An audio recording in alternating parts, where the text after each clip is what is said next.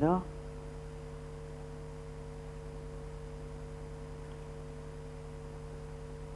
You're welcome back, ladies and gentlemen. This is the GBC NCCE presidential debate with support from Star Ghana, the EU, UK Aid, and Danida. Now to the second round. This segment will focus on unemployment and the private sector development. I'll hand over to my colleague. Thank you very much, Salikem. Now, on unemployment, this particular question would be addressed first to the representative of the Convention People's Party, Mr. Ivo Kobna Greenstreet. Now, what concrete plans do you have towards solving the current high youth unemployment situation in this country? We're told there is a World Bank and Ghana Living Standard Survey which pegs it at 48% for people between 15 and 24 years.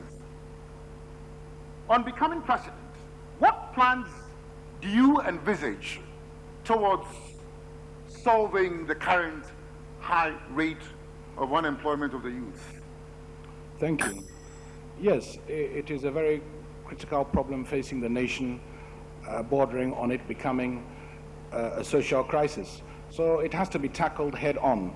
We believe so far attempts have been made, but those attempts have been only scratching the surface and have not been dealing with the root nature of the problem.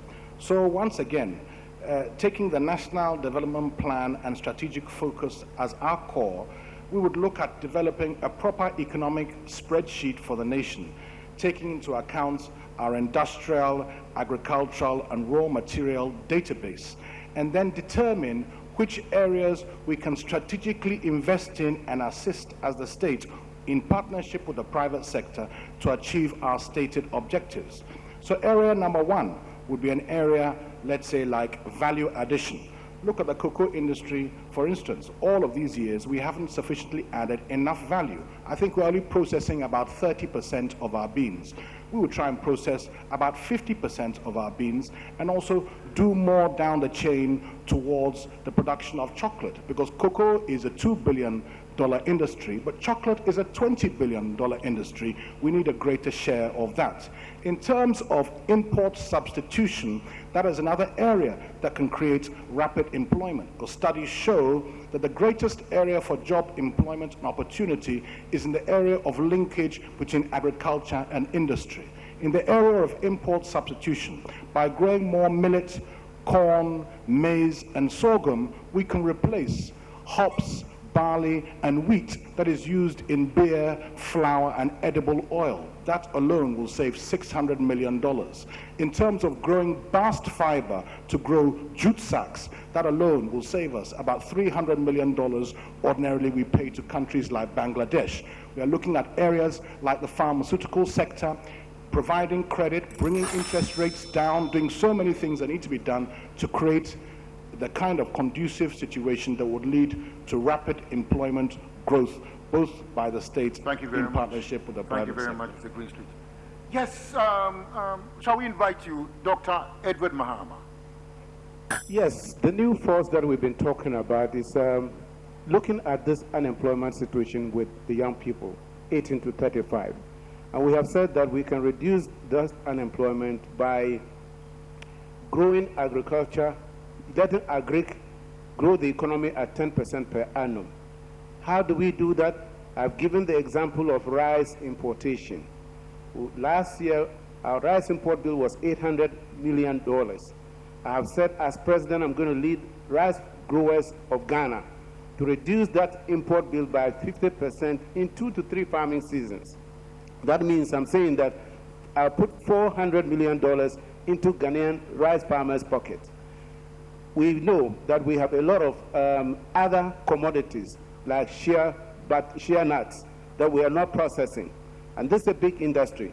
Shea is actually more valuable than cocoa, but we've never taken it as something that can add to our economic development. Also, there are other areas that we have said if we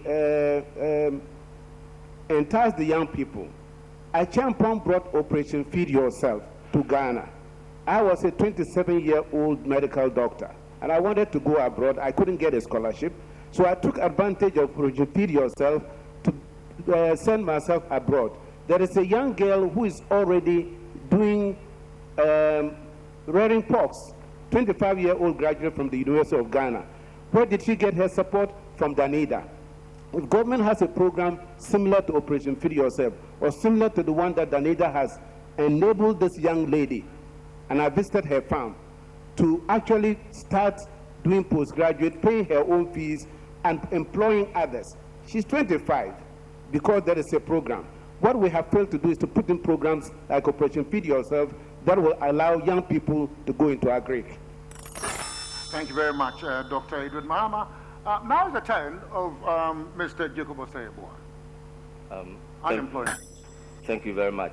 The first thing is the restructuring and merging of education and industry as a ministry that can help to reduce the unemployment rate, and then the reorientation of the backlog of graduates that we have in other sectors of the economy that I'm going to talk about. Now, we say that the Ghanaian economy is robust, not because of prudent management, it's because of the numerous natural resources that we have as a nation. Because the foundation of the economy of every nation is made up of the natural resources that that nation has been endowed with. And that is why in our foundation policy, we have launched what we call the Ghanaian Dream. The Ghanaian Dream is about industrializing every single natural resource that we have as a nation. The sun, we know, is a natural resource. The salt in the sea, the fishes, the fertile lands that we have, the vast lands, cassava. Now the Chinese are even looking for about 386,000 tons of cassava. And so as a means, we can actually, because our chiefs hold the lands, we can actually enter into an agreement with our chiefs and then set up the rural economy in developing most of these cassava, whereby the land will serve as an equity for the various holders of the land. Every natural resources would have to be industrialized, and even to the extent that our ethnicity, that partisan politics normally capitalize on in order to polarize us. God has given us the various ethnic groups. In Ghana, we have 79 ethnic groups, which means that we have about 79 potential tourism that we can actually capitalize on instead of polarizing us. As for everything about Ghana is about employment, anything around us. That is why I was capitalizing on this. The galamsey that we have, galamsey, when we put our heads together, making sure that we have funds and technical destiny available, we can create thousands of mining extension officers. As for employment, thousands. But a very quick question. Are you saying that we should establish, cassava plantations so that the youth could be absorbed, as it were, into that particular area of employment? Just every job that can earn you money is decent. And apart from that, is going to help improve the rural economy, whereby each family will use the land as an equity in such an endeavor. Thank you. And then the most important thing is the fact that we're going to establish the Bank of Innovation for these unemployed graduates. We're grateful to you, Mr. Jacob Osei-Boah. Ladies and gentlemen, we shall invite Dr. Papa Kwesi Indwo. And fortunately, the home for job creation is with the Progressive People's Party. My running mates helping rural women add value to Jomi. We have Mr. Ladin Islander, who through Alatesemina Village Fresh has demonstrated that we can create jobs using our own indigenous raw materials, byproduct of cocoa processing.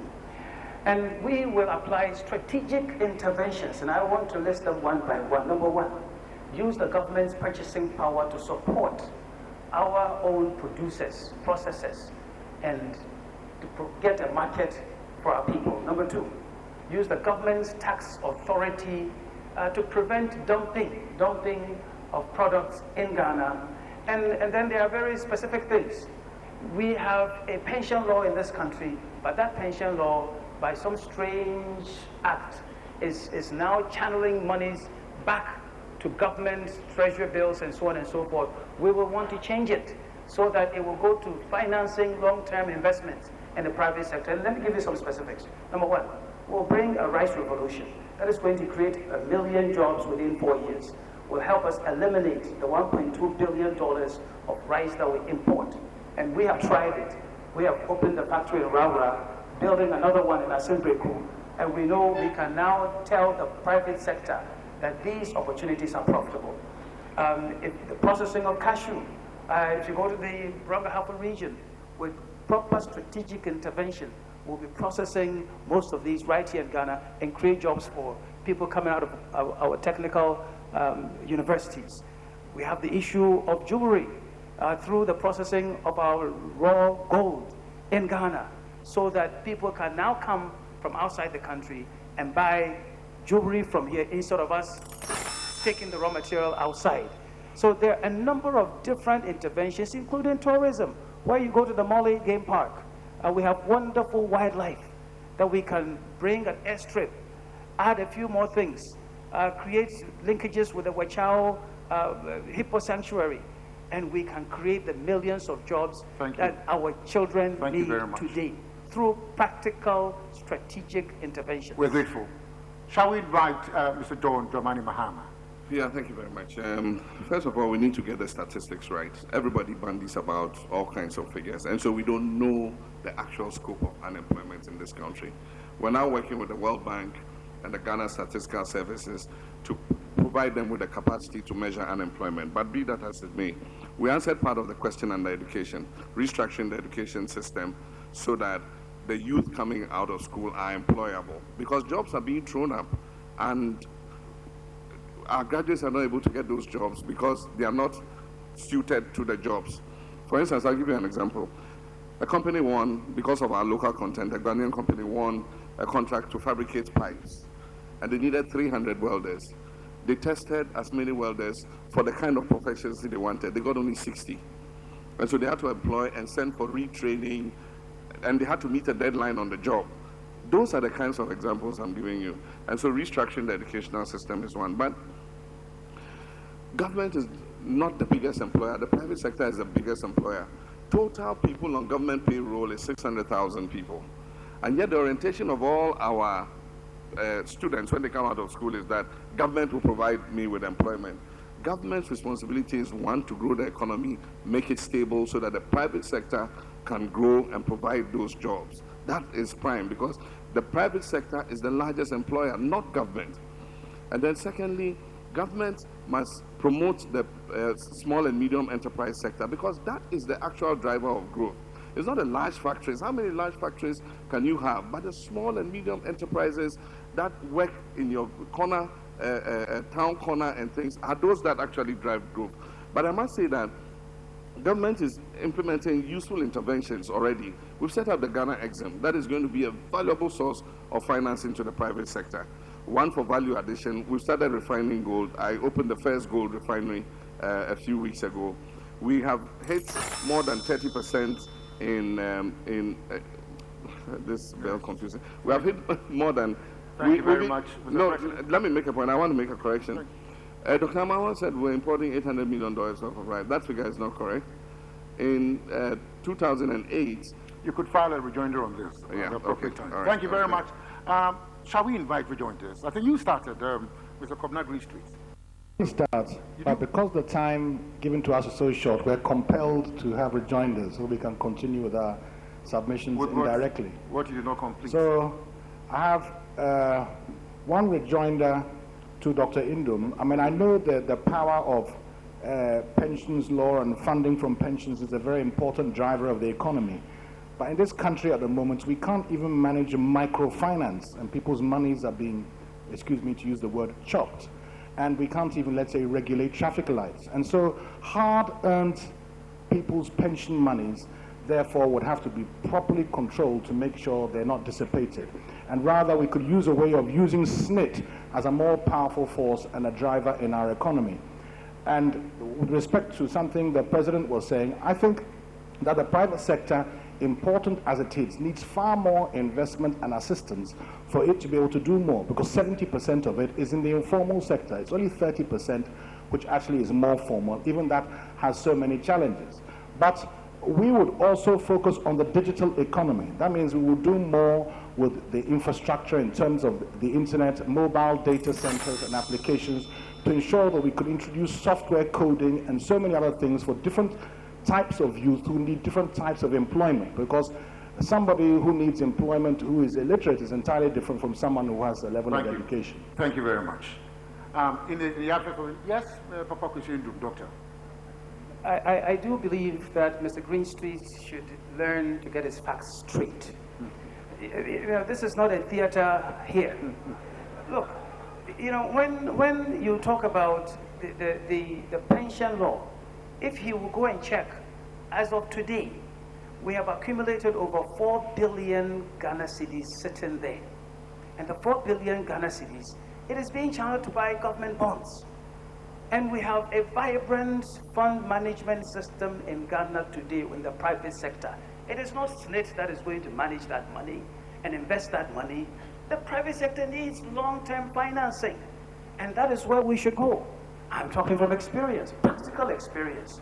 That is where we should go. That is where the money should come from. And it will grow, in my view, at least by 1 or 2 billion Ghana cedis every year. It has been done in other countries. It can be done right here in Ghana. We must trust our own private sector people. Dr. Edward Mahama. When we talk about youth unemployment, the private sector plays a very important part. Now, the private sector is crowded out because government is borrowing too much. What a PNC administration will do to empower the private sector to be an employer of young people is to balance the budget. When you balance the budget, interest rates will come down. When you balance the budget, our city will become stronger. And once there is money in the banks, and private sector can borrow at percentages such as 3, 4, 5%, then you can have the industrialization we are looking at.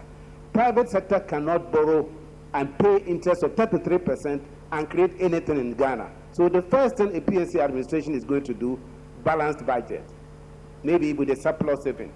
And then private sector, which is the engine of growth, will grow and employ all these young people. Additionally, we need statistics. We are going to create a labor office where people can go and find the job that they can do. Thank you. Thank you for the effort you've expended on this issue. Ladies and gentlemen, may I hand you over now? Is that okay, is that rejoinder? Mr. President. Thank you very much. I just want to explain. What is happening is government is restructuring its borrowing, and so government is moving out of the short end of the market and going into longer term so that we can free up immediate credit for the private sector. And so if you notice, we are bringing down domestic debt in order, our actual debt profile is going down, and we're bringing down domestic debt. We're borrowing less. Indeed, this year we are on zero central bank financing. We're not taking from the central bank, which is like printing money. But let me also make a correction. In 2008, total rice import bill was about 400 and something million. We're producing 30% of total rice that we eat in Ghana. We reduced that by 2014 to about 246 million, and we're producing 60% of the rice we're eating. Mr. President, I'm sorry, because where is the correction aimed at? he said we're importing $800 million worth of rice a year annually, and I'm saying no. Mr. Greenstreet?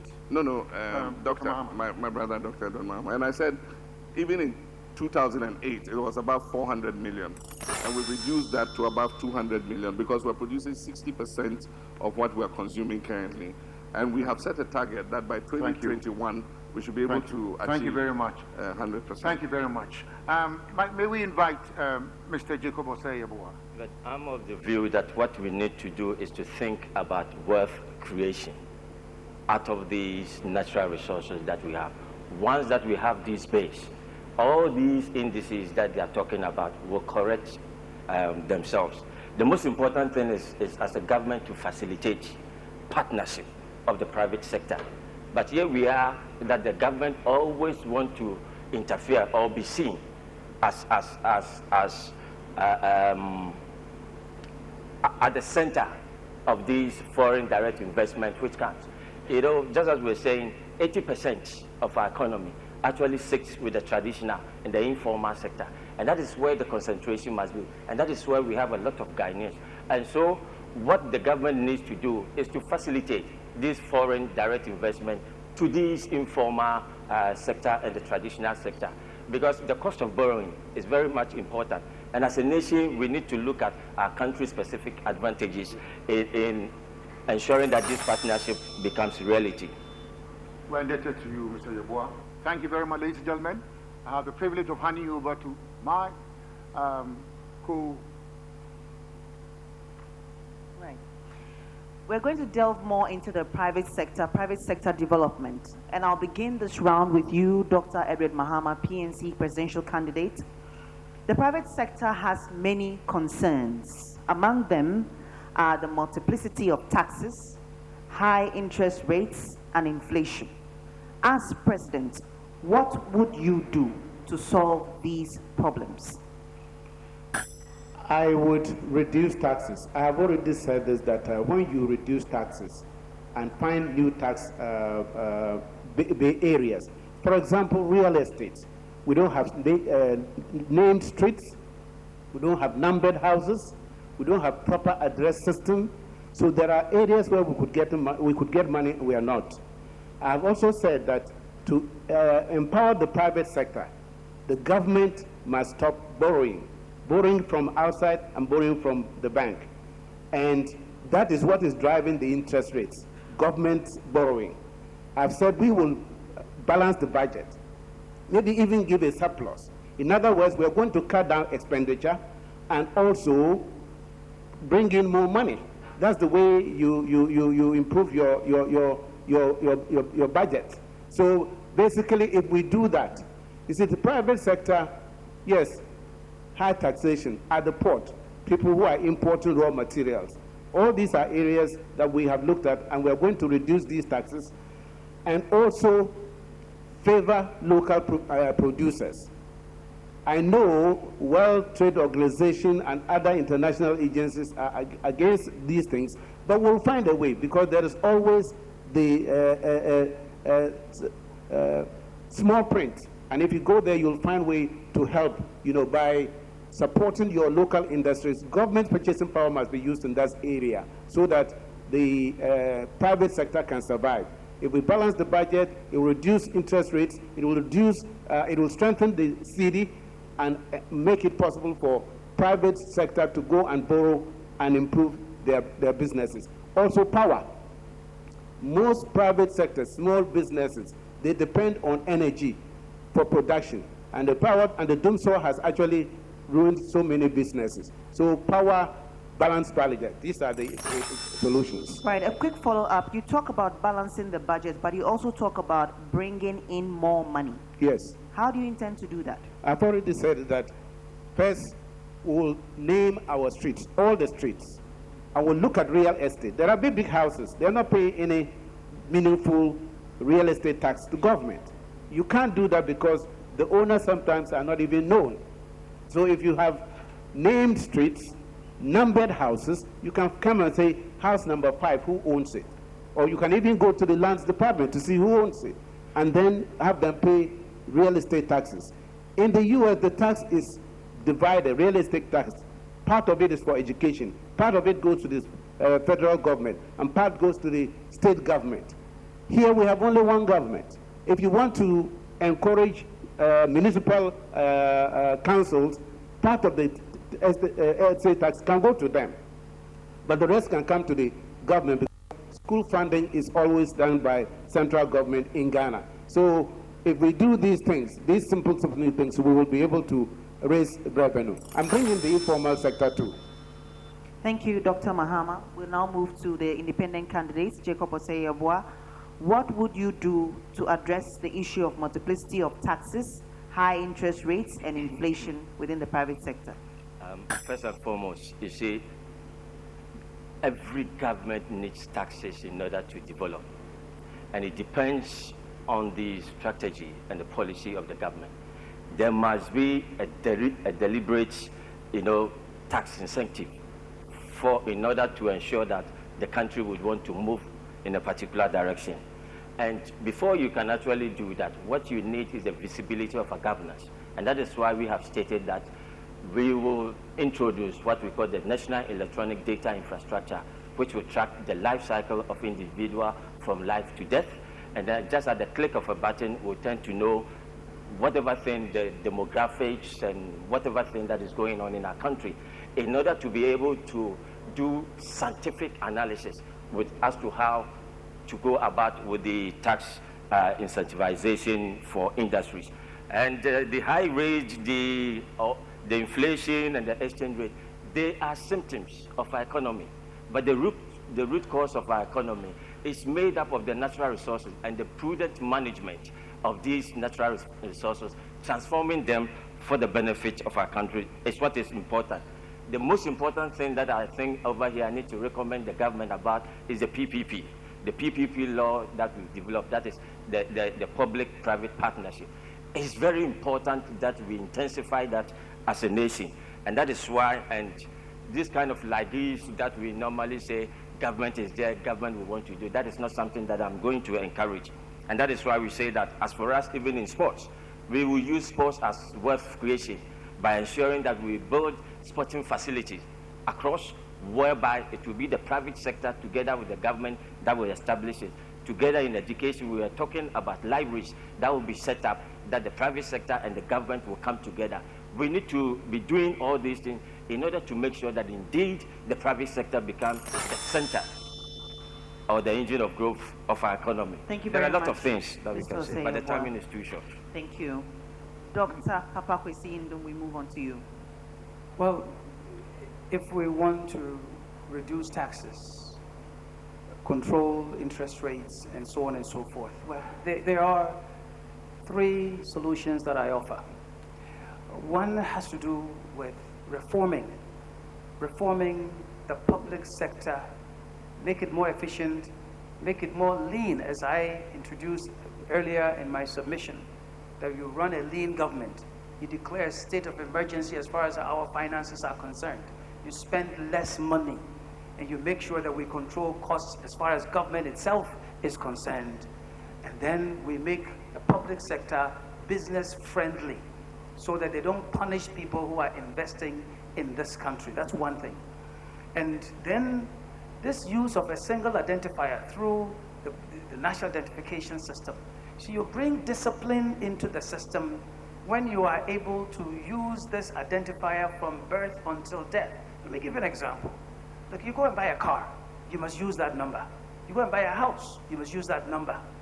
You buy services or goods of any type, that number must be there. So we know who is here in this country, so that we can now naturally increase the number of people who can potentially pay tax, because number of people who are paying tax, they are much, much fewer.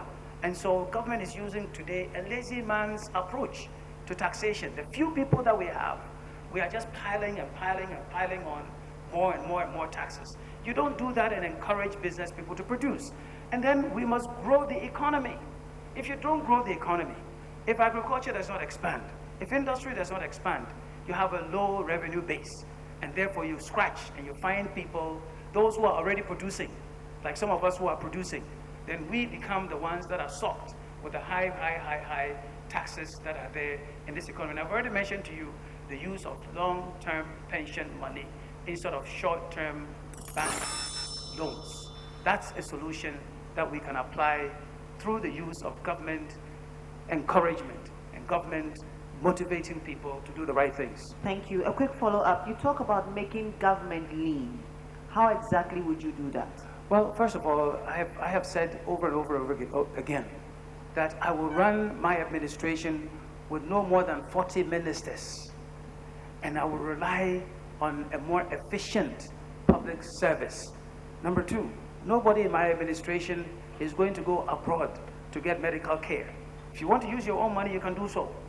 but you can't use our money, state money, to go and get medical care anywhere. There are many other things that we will prevent people from doing, using our tax money. And then, of course, you also have the issue of the wastes of government resources. Sometimes we just say it as corruption and we leave it as that. But the wastage of government resources, government funding, that is one specific area that we will concentrate on, bring on solutions, and ensure that our systems are effective enough to bring in more revenue, and when you don't spend, you actually have more money on the table, and you spend on productive activities. Before I come to you, let me go to the next candidates. After that, we can do the rebuttals. Your Excellency, the question is, the private sector has many concerns, among them the multiplicity of taxes, high interest rates, and inflation. As President, what would you do to solve these problems? Actually, the question is, what am I doing to solve these problems? We're doing a lot. We were faced with a very unbalanced economy, and we've taken quite bold measures to balance the economy, to bring expenditure into sync with revenues, and we've been very successful at that. And so, if you see, all the macroeconomic indicators are pointing in the right direction. Inflation is coming down. The deficit is coming down. We brought it from almost as high as 12% to 6%, and we're going down to 5.3 by the end of this year. Interest rates will follow suit. The currency has stabilized. That creates a predictable environment for the private sector. Growth is beginning to pick up. It is estimated that by next year, growth will pick up to above 8%. If it does, then it means that the economy is growing and the private sector can grow with it. But when you talk about taxes, taxes are the revenue we use for infrastructure. The private sector needs infrastructure to invest. You need to expand the ports, you need to build the roads, you need to do the essential things that the private sector needs. You need to extend power, you need to do water. What is government going to use to do this infrastructure if it is not collecting taxes, if it is reducing taxes? And when we talk about taxes, we have two types of taxes. We have direct taxes and indirect taxes. With companies that file their taxes diligently, they'll find that taxes are not a problem because the tax authorities have their right turnover, and so they're able to fit the right tax to the business they've done. The problem that we find with taxes is that the tax authorities have to estimate because people are not filing their tax records. And so the tax authorities have to estimate. And that's why we're doing tax reform. All the three tax agencies, customs, domestic tax, and value-added tax, now have a common database. And so for whatever business you do, they can look at the general level of business you do. How much did you import? Customs will have it in their data, in that database. You know, how much value-added tax did you collect? All those things will be in the database. So it makes it easier for them to levy a proper tax. We levy a lot of indirect taxes because we have a huge informal sector that is not being taxed. And that is why we have the value-added tax. It's become the most efficient, you know, in raising revenue for government. Thank you. A quick follow-up. How do you intend to bring that huge informal sector on board in terms of taxes? It is happening by giving them incentives. We've said that any business, domestic or foreign, that registers with GIPC, you are entitled to the incentives that GIPC has to give. And you find that increasingly more Ghanaian businesses are going and registering with GIPC. And when you register with GIPC, you must make sure that you meet certain criteria, you're keeping good books of accounts, and so on and so forth. So as more businesses are encouraged to register with GIPC, we can make a proper assessment and give them. So I just commissioned a cement plant that has been built in the free zones, and they've been giving a tax holiday, 7-year tax holiday. And so for 7 years, they're not going to pay any taxes. Those are the kinds of incentives we're giving. If you file properly with the relevant institution, you'll be giving those tax breaks. The problem is that most people don't want the state to know how much they are turning over. And so the state has to guess and say, look, by assessing the business you did this year, we think you owe this much. But if you go and file and say, I made a loss, the state will not ask you for taxes if you made a loss. Thank you, Mr. President. I'll move to Ivor Green Street. How would you address these concerns within the private sector?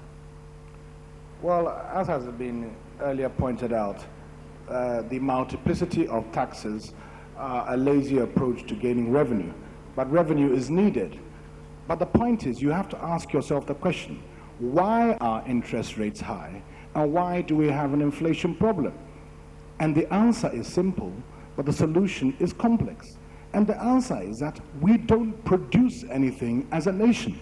And any nation that doesn't produce anything will always have a collapsing currency and will always have continuous inflation.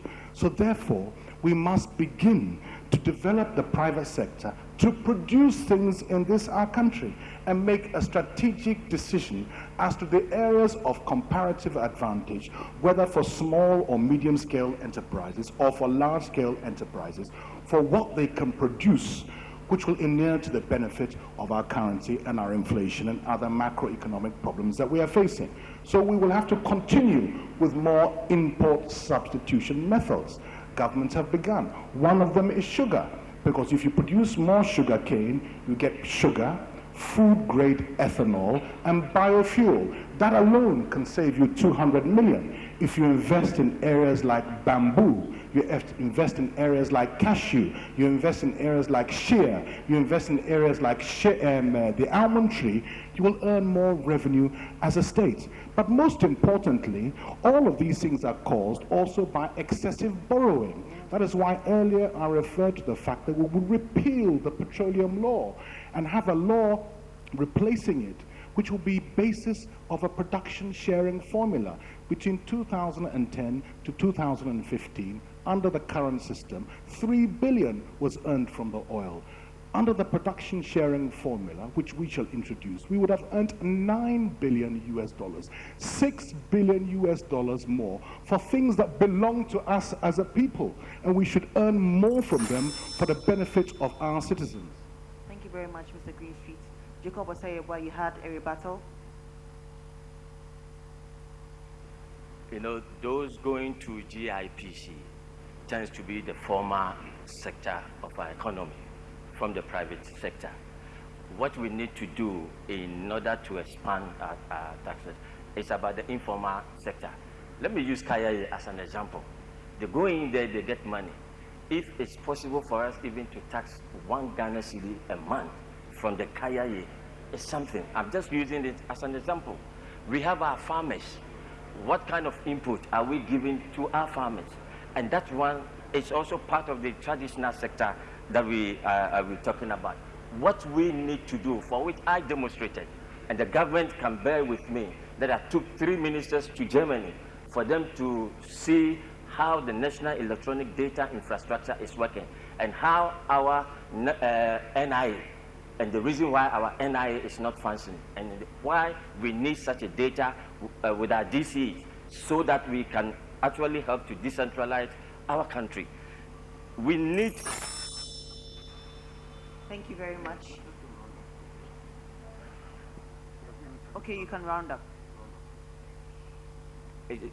What we need to do is that deliberate policy as a nation. You see, all what my colleagues are talking about borders on wealth creation. We need to rethink about wealth creation, because that is the root cause, and that is the foundation of our economy. It's not about English. It's not about using semantics. Thank you. It's about wealth creation. Thank you. Let me come to you, Dr. Mahama. I'll come to you, Excellency. His Excellency mentioned Ghana Investment Promotion Center. I know 3 Ghanaian businesses that tried to register with them, and every time their files got missing. That is why we have come up with this new beginnings. Our institutions are not responsible or responsive to our people. So you write a letter or you send an application. As Papa Kwisindum, he's been trying to get some certification or whatever. You write a letter, you don't get even a response. So until we put in this system that PNC will put in as the government, the new beginnings, where we restructure all these government institutions, because they haven't been looked at since independence, and we have been carrying the same way of doing things. You can't end up differently. So when we restructure these institutions and reduce the corruption in them, then we'll begin to get answers from them. But at the moment, they are too bureaucratic, too corrupt to produce anything. Thank you. You can make your rebuttal now.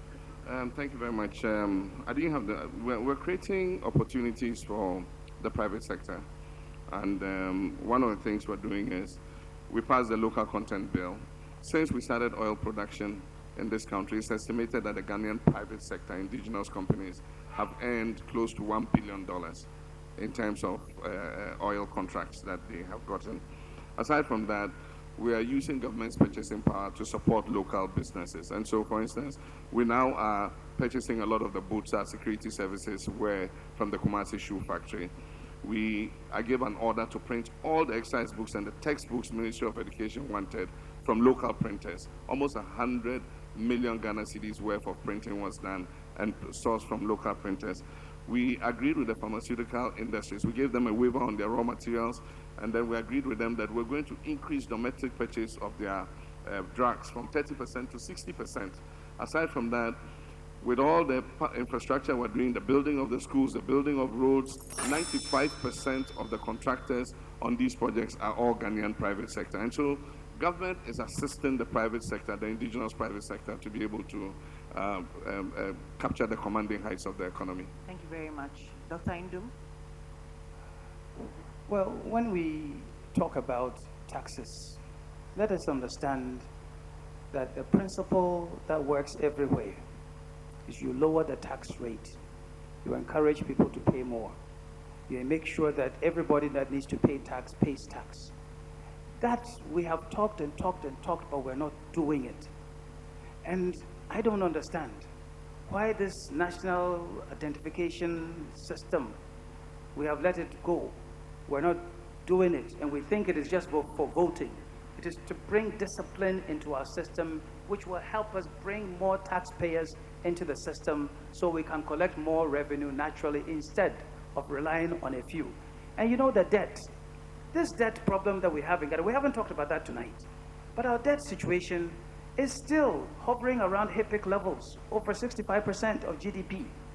And that is not allowing us to fund infrastructure from even our own revenue. We are borrowing and borrowing more and creating more problems for our system. So the problem is still there. We must resolve, and must resolve much more adequately than we are doing right now. As I said earlier on, a lot more needs to be done. Right. Thank you very much. Thank you very much, Stelikim. Ladies and gentlemen, we will now deal with a very important aspect of our national life, and it is health. Now, there's been so much hullabaloo about the affairs of the National Health Insurance Scheme. Now, with reference to the current state of the National Health Insurance Scheme, what tangible steps would you take to improve quality and access to health care? Mr. Jukobo, it's yours. Thank you. The National Health Insurance Scheme, what concrete steps would you take to ensure improvement in quality and access to health care? First and foremost, it also borders on the visibility that I'm talking about, which the solution actually lies with the National Electronic Data Infrastructure. You see that we have a lot of hula balloon with the fact that it's not working, but I can testify that I had a relation in Kumasi who had the problem, and the doctor that I know said that no, you can easily access the National Health Insurance. And in fact, when we did that, it is really working. And so, but what we need to do is human institution, and corruption is endemic and is part of all of us. What we need to do is how to minimize the extent with which we will have human intervention in all of these. And that is why there is a need, if we have this National Electronic Data Infrastructure, it will fizzle into the ICT system of our hospitals, and then we'll be able to track patients, the kind of drugs that they are picking, the cost of it, everything, just at the click of a button, we'll tend to know that and then track this. If you're able to do this, then we can actually improve on our national health insurance. And I think that we need to also expand it.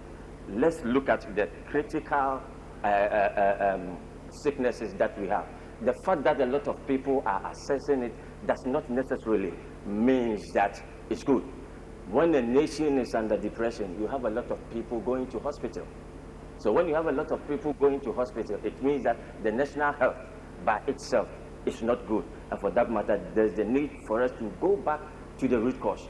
If you want to solve malaria, ensure that you don't have stagnant waters. If we have a lot of hypertensive patients, diabetes, and so on and so forth, then let's look at the national health, the state at which a lot of people are in depression. All these are rooted to this funding of the national health insurance. But what we want to do is that at the end of the day, let's make sure that sicknesses are reduced. And that is why we are going to combine sports and health. Thank you very much, ladies and gentlemen. Thank you, Mr. Jacob Osayebua. We invite Dr. Papa Kwesi on this subject. Well, we're talking about the NHIS. And a lot has been argued about whether it's working, it is not working. I agree with my colleague here about the use of the single identification system to improve the efficiency of knowing who is entitled to the care and how many people are entitled to the care, who is misusing it, and also reduce the abuse in the system. But that is one aspect of the healthcare system. The part that the Progressive People's Party is a lot more interested in, and what I would want to implement as the next president, is making sure that we put prevention at the heart of our healthcare system. And so we are interested, and we've done research about what is ailing us, what is causing our people to go to the clinics, polyclinics, and the hospitals. And it is those preventable diseases, such as malaria, such as cholera, such as monococcal meningitis, HIV and AIDS, and so on and so forth. So we have a program we want to put in place to ensure that you have proper environmental cleanliness, you have proper environments all over the country, and we have adequate provisions made so that our people are educated, that they learn prevention, so that they don't wait until the problem becomes huge, and then they go and overburden the system, which then causes the financial difficulty that from time to time the NHIS is challenged by. And so we must reduce that load, that overload, and it's through prevention and getting rid of preventable diseases. That is our approach to solving that problem. Right, thank you very much. Yes, thank you. Shall we invite the President, Mr. John Dramani Mahama? Yeah, thank you very much. The National Health Insurance Scheme was passed by an Act of Parliament in 2005. It was passed based on an actuarial study that was done, based on the sources of revenue that were approved by Parliament. That is a premium payment, a value-added tax, and a 2.5% contribution from workers' pension payments. Now, when that actuarial study was done, it was predicted that based on the structure we had, the health insurance scheme would last 10 years. And so it means that by 2010, the health insurance would have reached its limits. And it recommended that there be a review by 10 years to look for new sources of funding into the NHIS and changing the structure of the NHIS. Under my administration, we have done that, 2015, not 2010. Under my administration, we have done that review. We have identified the issues that need to be corrected in order that we can sustain the NHIS. One of the issues we need to do is to get a new source of funding, which we're working on.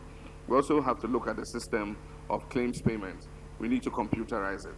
It's computerized already, but we need to spread it out more so that every terminal that is hooked on, or every facility that is hooked on to the insurance, is doing it by proper computerized claims. Aside from that, we need to look at the coverage again. Ghana has one of the widest coverage of health insurance. We have sicknesses that other countries won't take. You know, we have breast cancer, we have cervical cancer, we have hernia surgery, we have so many things. And so we have a very beneficial health service. And so no wonder it's grown phenomenally. We have 29 million visitations per annum. We're paying more than 1 billion Ghana cedis in claims payments per annum. And so it shows that use of the NHIS is increasing. And so we're going to implement the review so that we can restructure it. And what our party has agreed is that we will take a percentage of petroleum revenue so that we can sustain the NHIS. But I agree with Dr. Andum, we need to reduce the caseload by emphasizing more preventive medicine. President, we shall invite Mr. Ivo Greenstreet to address this issue.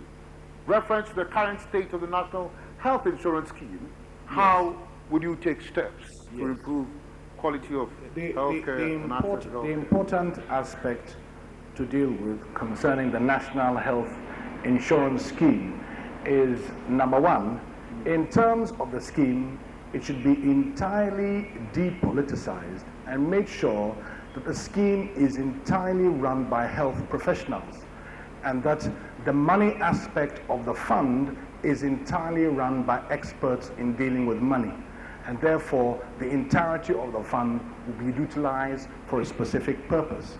But in terms of the surrounding aspects of health, clearly it has to be multi-sectoral.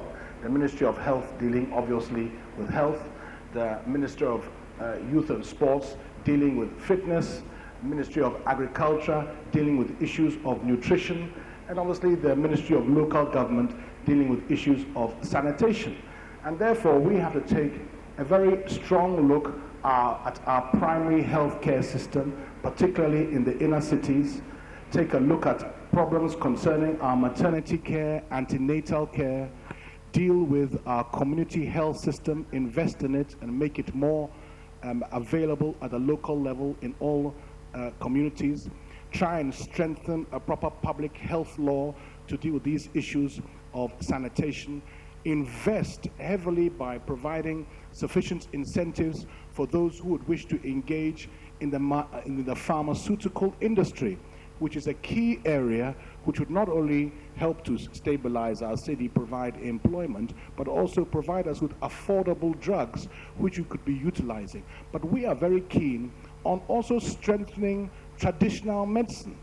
So many people do not have recourse to normal medicine. They go for traditional and herbal medicine, particularly when they have ailments of malaria or diabetes. And so we have to strengthen that area of traditional medicine and give them training and investment to enable them to make sure they meet the right kind of standards for the patients around the country. Thank you very much, ladies and gentlemen. Shall we invite Dr. Edward Mahama? We are pressed for time. Thank you. November 5th or thereabout, a pharmacist, I think the biggest supplier of drugs to national health insurance patients in Tamale, decided that he was going to stop it. One of the problems that NHIS has is cash flow. So to solve that problem, we are recommending that the 2.5% VAT that is paid should not sit in the consolidated fund, but should go straight to the National Health Insurance Authority. The authority then will manage it with the National Health Insurance Scheme. In 2013, when NHIS was celebrating their 10th anniversary, I sent them a document saying that they must improve access and they must also improve their cash flow by working with government to take part of the budget assistance fund from the oil revenue to be added so that they have this cash flow problem is solved. I was glad to see that the NDC has also said the same to him. So it means that very soon, before he leaves office in 7th January, he'll probably get that done so that when I come, I'll continue. Also, you know, the National Health Insurance providers such as myself, beneficiaries such as patients who use it, all of these can abuse the system. So we need to have systems within the National Health Insurance system that can ferret out all these corrupt practices. Recently, the former managing director, a close friend of mine, was removed, and there were some issues there. I don't know how it come to be, but definitely, as I said, beneficiaries, providers, fund managers are all abusing the system. And I think we should look into this to make sure that we correct those abuses, and then the other two things I have suggested will improve it. Thank you very much. Thank you very much. Very quickly, Mr. Jacob Osayeboa.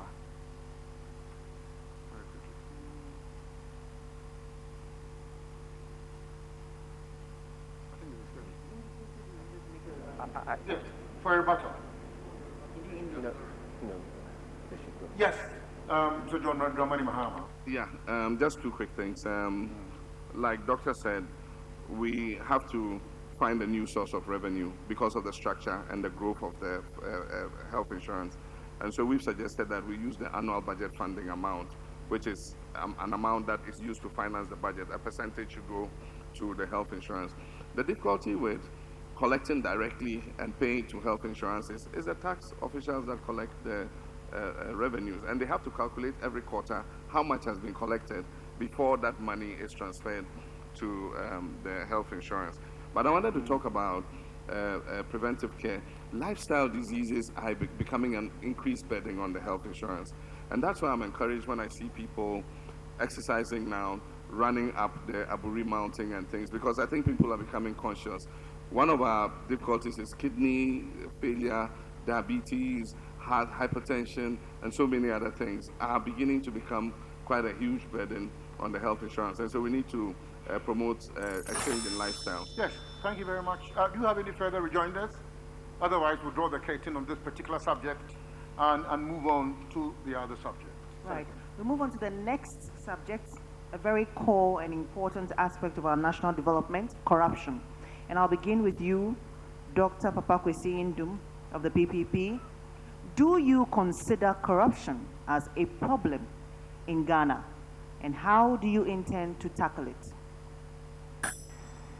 Corruption is the rot that is killing our system. By our estimation, the PPP, we are losing at least $2 billion every year. You imagine how many good roads we can build, how many hospitals we can build, how many good schools we can build. And so we must tackle it effectively in a multiple way. Number one, that we have said over and over and over again, let's examine this constitution, amend it to bring on board an independent prosecutor, so that the Minister of Justice is the president's lawyer, that the Attorney General becomes the people's lawyer, so that nobody hides behind a political party or government to steal our money and to waste our money. So corruption is a huge issue in Ghana that we must address. We don't do it, we are mortgaging the future of our people. And we can also deal with corruption in a personal way. All of us who want to lead the nation, we must be willing not just to say that, oh, the law doesn't allow me to make my assets public. We must declare our assets. We must declare the taxes that we pay. There is a reason why, if you go to places like in the United States of America, every year, April 15th, the President of the United States puts his income tax return to the public for everybody to know. And we must here in Ghana amend the law in our constitution that says the president must not pay tax. If the first person of the land doesn't pay tax, what moral authority does he have to go and tell the ordinary person that he or she must pay tax? It must be changed. So I'm saying we, the people who want to lead, we must make a personal commitment to corruption, and Papa Kwesi Indum, I will do it. Thank you. Your Excellency, the question is, do you consider corruption as a problem in Ghana, and how do you intend to tackle it? We actually do have a blueprint for tackling corruption that we all agree to across party political divides. It is the National Anti-Corruption Action Plan. Charge was the lead driver in developing it. It went to Parliament. It has been adopted by Parliament. And so this is a consensual action plan that we're implementing. The problem is we're more interested in the anecdotal allegations of corruption than the consistent work that it takes to deal with it. And the National Anti-Corruption Plan has 3 prongs. It has prevention, which is the first. It puts prevention first. Put in systems that make it difficult for people to be corrupt. We're doing that by rolling out the gift miss. That is computerizing the budget for all the ministries, putting in real-time invoices, being able to monitor how the budget is being utilized. And most ministries are being hooked onto that system now. We're working to reduce the use of cash in making public payments. I've said by 2021, government should not accept cash for any service that it provides in this country. The next is education, to create awareness. Some people don't realize that they are involved in corruption because we have a traditional setting that makes the giving of gifts a very normal thing. And so people think that, yes, it's an entitlement. And so you need to educate them to realize that you don't give a public service in exchange for a gift. And so that's the other way. The last one is prosecution. When all these have failed, and people have been involved in corruption, then there must be the political will to deal with them and prosecute them. The way our justice system is, we're trying to computerize the court so that we can fast track, such cases. There are cases that I started prosecution of. My term of office is ending, and they are still locked up in the courts. Even though we've computerized the courts, we've done fast track courts, lawyers have all the little tricks to delay sitting, to do all kinds of things. And so it's a very complex fight. And it doesn't take just the president. It takes everybody to diligently work on it. It takes the media, and I respect the media for continuing to make those allegations. And I've said as the president that if allegations come, I'll investigate them and we'll take remedial measures. I am the first president to actually deal with incidences of corruption under my administration. In previous administrations, people said, we will not investigate corruption and bring down our government. It's been there since Adam. I don't take that view. Thank you very much, Your Excellency. Mr. Greenstreet, corruption. Well, I can assure the president that when a lawyer engages in what he calls little tricks, he is doing very well to defend his client, to make sure that his client, who is innocent before proven guilty, has the full rigors of defense. But as he correctly said, we have all agreed across board, all parties, to the National Anti-Corruption Action Plan. It is not a short document. It is a very, very lengthy document, comprehensive document that reflects our noble aspirations as a people to remove this canker once and for all from our body politic. And therefore, it requires, and we shall do so, further investment in SRAJ to build up its capacity, further investment in YOCO to build up its capacity, further investment in the Public Accounts Committee of Parliament to build up its capacity, further investment in the Auditor General's Department to build up its capacity. And so we as a government would ensure that we allocated sufficient state resources to clear this canker out of the system, because as has been rightly said, unless we remove this blot and stain from our lives as a nation in all spheres of activity, whether in the judiciary, whether in the police, whether in churches, it has permeated all facets of society and is not just restricted to politicians. It is therefore something that we have to root out, and we can only root that out by leadership on behalf of the people of Ghana from the government that is elected with the determination to solve this problem. Thank you. Dr. Adid Mahama. Yes, I agree it's a problem, and when people talk about corruption, everybody is thinking of the politician. But corruption is everywhere. If you go to the hospitals where I work, you can see corruption. You go to the Ministry of Education, placing children in schools, you see corruption. So our approach to corruption is that it must be dissected. Because the corruption that you see at the port of Tema is not the same thing that you see at the Ministry of Education, with school placement. So before you can actually treat it properly, you must diagnose the corruption at its point of occurrence, and then take steps to do it. But abhorrence of corruption at the highest level is the first place to start. And making sure that corruption, the perception of corruption is dealt with. But one of the, I think one of the avenues for fighting corruption is this Freedom of Information bill, or that has to be signed. Because when people can get information, they'll be able to tell whether the the bridge or whatever government has constructed, what it says, what it costs us is actually what it should cost us. We don't have that access to information, and so people are in the dark and they are unable to do it. So if we do that and we add a whistleblowers bill, where people who can come forward and point to corruption will be compensated for helping government fight corruption, I'm sure that people will spill. They will say something about corrupt officials. So it's a multiplicity of things that we have to put in place in order that we can get a handle on it. But corruption is endemic and is everywhere, and we must fight it. Thank you.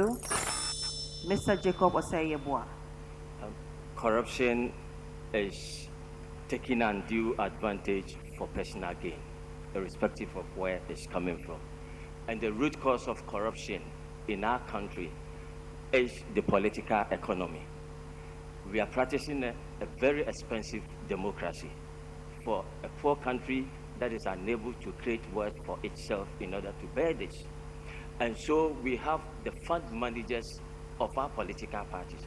And so when you see that Tema Oil Refinery is not working, the government in power must make sure that it doesn't work, so that the oil that will be, the crude oil that will be coming in will pay for that financier. And so we need to critically think about it. The other issue that as a nation we also need to think about is the fact that corruption starts with the political parties. Because if I say that I'm a leader of a political party and I do not meet the 2/3 of officers and I do not present my accounts as per the Constitution and the laws, in the first place, I'm a fraudster and I'm totally corrupt. So it's not about corruption in the high places. And that is why, despite the fact that the political parties have agreed on these political laws, it is not working because the foundation is actually coming from our political parties. But what we want to do as an independent is that we want to establish what we call the pre-auditing of our accounts. We don't want a situation whereby the Auditor General will say that so and so has been spent, and then we will find it very difficult to retrieve those amounts. We will ensure that we have auditors in all the ministries, and before any amount is spent, the Auditor General's officer over there would have to sign. And if there's any problem, they are the first to be asked before they come out with their post-auditing report that is not actually helping us. And because of this same politics, we have job for the boys. And because of job for the boys, the government expenses go high. And so there is a lot of interrelated issues that as a nation, let's get to the bottom. And that is why we need a no-party president like Joy, so that we can actually deal with the root cause of corruption. Right, thank you very much. Thank you very much, ladies and gentlemen. We will now delve straight into the very final portion of this exercise, and it has to do with the closing remarks of the contestants. We would ask you to give us a few remarks, but the remarks ought to include whether you would accept the outcome of the elections and make a formidable pledge towards attaining peace in the forthcoming elections. Yes, Dr. Papa Kwesi Ndom. Papa Kwesi Ndom and the Progressive People's Party, we have something unique. Our motto is prosperity in peace. So embedded in our political party is a matter of peace. You haven't heard anywhere that the Progressive Party people are disturbing the peace, are insulting people, are causing mayhem anywhere, because we have trained and advised our people properly. So we stand for peace. We stand for peace always, and we will stand for peace through to the end of this election. And what we are offering is the use of competent, incorruptible, practically experienced men and women who will work to bring unity to our country, to bring inclusiveness in our administration, so that the best men and women are brought on board to help run our administration, regardless of where you come from in the country, what religion, or even which political party you have been a part of. Only the best for Ghana, so that we can attain the results that we want very quickly. So we're offering also that we change our constitution. We send power back to the people so they can elect their own district, municipal, metropolitan chief executives, because if they are smart enough to elect a president, an MP, and so on and so forth, they are certainly wise enough to elect the district chief executive who lives with them. And we will see an amazing burst of development all over Ghana. And everywhere we go in Ghana, the people are looking for jobs, jobs, jobs. Papa Kwesi Indom wants to use his considerable experience creating thousands of jobs in every district in Ghana already, using our small resources. And imagine what we can do with the big resource that government has. We want that opportunity. We pray to God to touch the hearts and minds of Ghanaians so that on December 7th, we look at the bright red sun, the man wearing the kente, the man in the glasses, and yes, the mustache as well, and vote for the Progressive People's Party. And Ghana will see development that has not been imagined or dreamt of. So we will bring hope, and we will bring everything that Ghana needs so that our destiny will not be poverty. Our destiny will be prosperity in peace. Thank you. Mr. President, may we know what your closing remarks are and your commitment to peace? Thank you very much. I want to thank the Ghanaian people for the opportunity to serve these last 4 years as their president. I also want to thank the Almighty God for guiding my steps. I believe that He had a divine purpose in bringing me to where I am, and He will continue with me to where He wants to take me. In the 4 years, we have faced challenges together. We've made sacrifices together. I was confronted with 3 main challenges: stabilizing the economy, stabilizing the power crisis, and improving our infrastructure. I want to report that on those 3 things, we have achieved phenomenal success. The future looks bright. Staying the course is the path to success. And I believe that if Ghanaians remain focused and we continue to pursue the path that we are following, we'll be able to achieve success for all Ghanaians. In the first part, we have dealt with these challenges. In the second 4 years, I intend to launch an economic transformation and livelihood empowerment program that is going to focus on the issue of livelihoods and opportunities for all Ghanaians.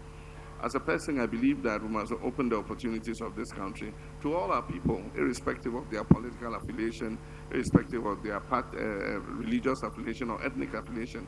And that is why, if you look at the opportunities we're opening in construction, in the road sector, in the mining sector, in the pharmaceutical sector, we're promoting Ghanaian industry, and we're giving them an advantage using government's purchasing power.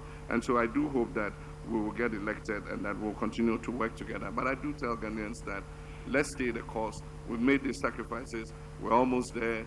Let's continue to push forward, and the future is bright. On the issue of peace, I believe that all parties must commit to peace. No drop of the blood of a Ghanaian is worth any political power in this world. I am a person of peace. I tell all my party followers, follow the disposition I have. Don't be provoked. We are out to serve Ghanaians, not to fight to serve them. If you want to serve, why do you need violence to serve? You need just the will of the people and the blessing of the Almighty God. Thank you. Mr. Greenstreet, your closing comments and your commitment to peace. Firstly, I'd like to thank the GBC, NCCE, Star Ghana, and all of those concerned for the opportunity to speak to the Ghanaian people today. This kind of opportunity is very important. Fellow Ghanaians, we believe it is time for a change. For 24 years, we have been subjected to the rule of our nation by the NDC and the NPP. It is time to register your protest and to bring their terms of office to an end. That requires courage, and courage is the first of all human qualities. And the reason why courage is the first of all human qualities is because courage is the one quality that guarantees all other qualities. So we must restore our dignity as a nation. A nation without dignity is susceptible to abuse and corruption. So we are pleading with you. The Convention People's Party will bring economic independence to this nation. It will bring us a united Ghana, where we shall have progress, development, and opportunity for all our citizens. Our journey has been a journey of peace, a journey of justice, a journey of hope, and a journey of freedom. We shall continue to conduct ourselves in peace and represent only the true interests of the Ghanaian by always placing Ghana first in all our endeavors. So we ask you to resist all negative challenges stubbornly. Our determination is unwavering. Our resolve is resolute. China took the world by storm. Ghana and Africa, we can take the world by tsunami. Thank you.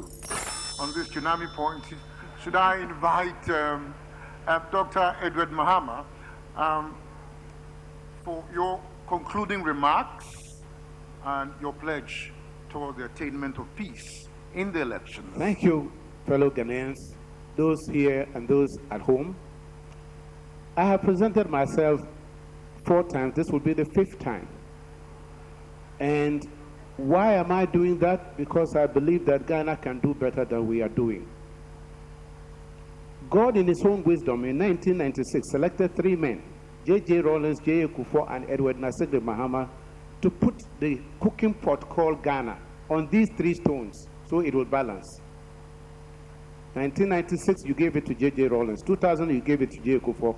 I'm the one of that class waiting to be made president this time. The Johns have run their race. John Rawlings gave to John Ajakum Kufuor. John Ajakum Kufuor gave to John Atta Mills. John Atta Mills gave to John Mahama. The Johns have run their race. Their time is over. It's now the time of the Mahamas. So NDC Mahama goes, PNC Mahama comes. Listen, God has ordained this already. God has ordained this already. I'm giving the number 6.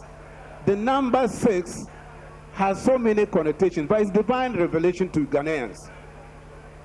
God created everything in 6 days and rested on the 7th day. Man was his last creation, and he told man, go and take dominion. So God has endorsed my candidature by giving me number 6. Ghana got its independence on 6th March 1957. That was political independence. Edward Mahama is coming to give you economic independence.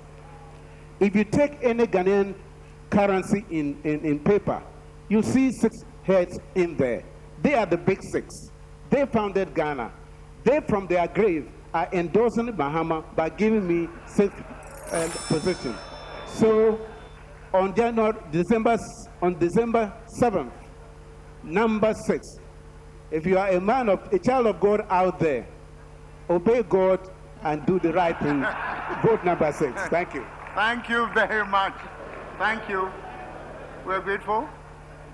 The final opportunity rests with the only independent candidate in the scheme of this debate. Ladies and gentlemen, we want to know what your closing comments are and your pledge on the attainment of peace in the forthcoming elections. Thank you very much, and thank you, fellow Ghanaians.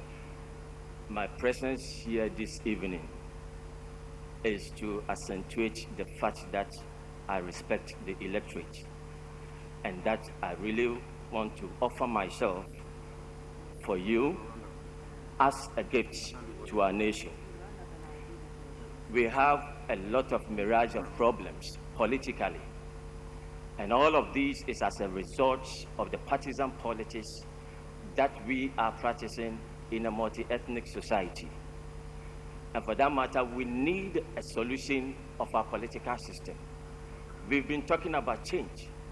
Yes, indeed, we need change, but it's not a change from one political party to another political party.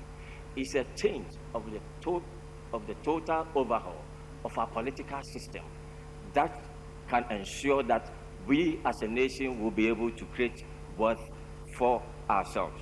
I am the number 7 on the ballot paper, and 7 stands for perfection, and therefore anything that I stand for is about perfection. And that is why even ethnicity that tends to polarize us, God has given me that idea that we can create wealth out of that, for which none of these political parties is able to actually come out with. This evening we've seen that everything about me is about leadership and solution. Leadership has nothing to do with age. Leadership is about what God has actually put in you as a human being, and the life experiences, and how you humble yourself to be in a position to serve your people. And I think that I have all of these. We should be mindful as a nation that our political parties are turning out as a pseudo militant groups with guns that the British High Commissioner and the US High Commissioner are warning all of us. They are realities. And on this note, I just want to say that the most trusted institution, so far as I'm concerned, is the Electoral Commission. Let us not endanger all our lives by discrediting them. It's not good for us as a nation, because they are doing their best, and we must trust them and ensure that at the end of the election, we will exist as one people for a common destiny. Shall I invite you to put your hands together and deliver a mighty round of applause for all the contestants. Thank you very much.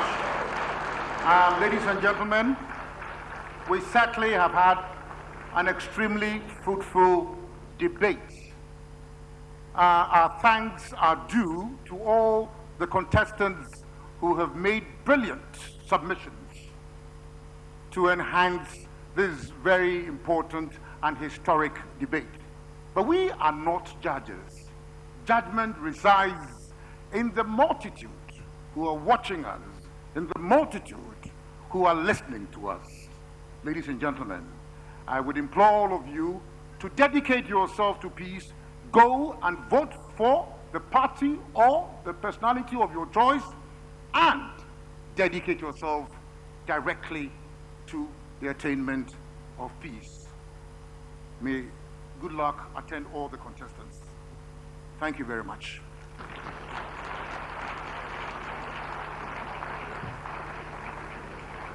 Thank you very much. Again for all the presidential candidates here. We say thank you very much for you joining us. Thanks to all our viewers and of course our listeners at home and everyone listening to us. And this NCCE GBC program has been brought to you by Star Ghana with funding from the European Union, UK Aid, and Danida. And just a quick announcement, please hand over your questionnaires to the usher who will be at vantage points. Thank you very much. Alhaji Musa Kasim, if you're here, please join us for the closing prayer. Alhaji Musa Kasim.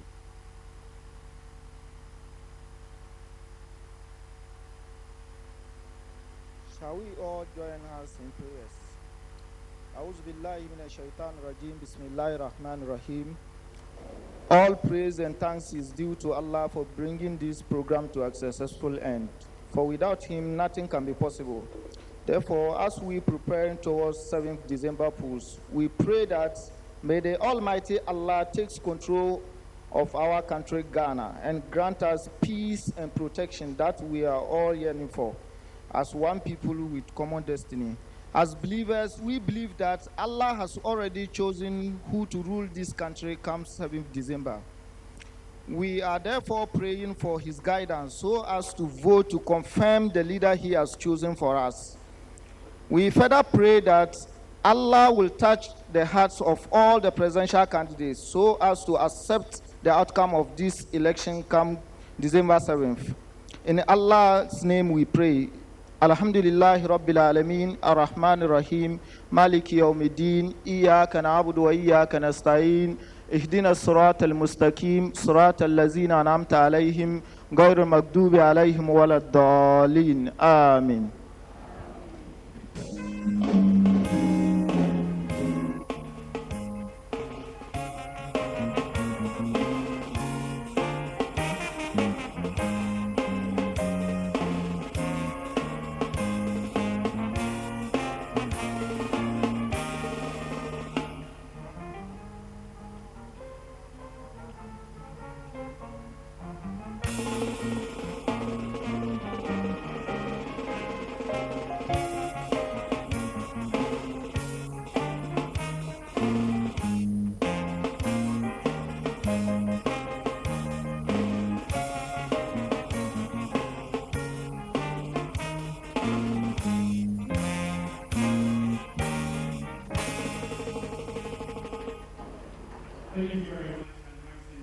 name is George Sapo. I work with the Ghana Broadcasting Corporation. My name is Jifa Bampo. Good night.